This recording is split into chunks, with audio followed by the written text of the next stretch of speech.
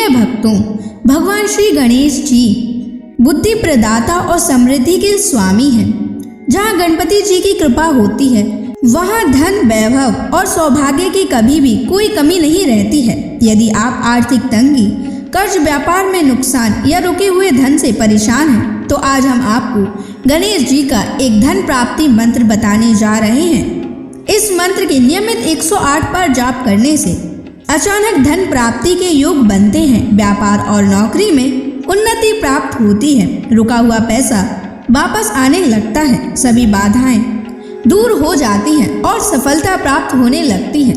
इसलिए प्यारे भक्तों, गणेश जी के इस चमत्कारी मंत्र का जाप अवश्य करें और नियमित 108 बार करें।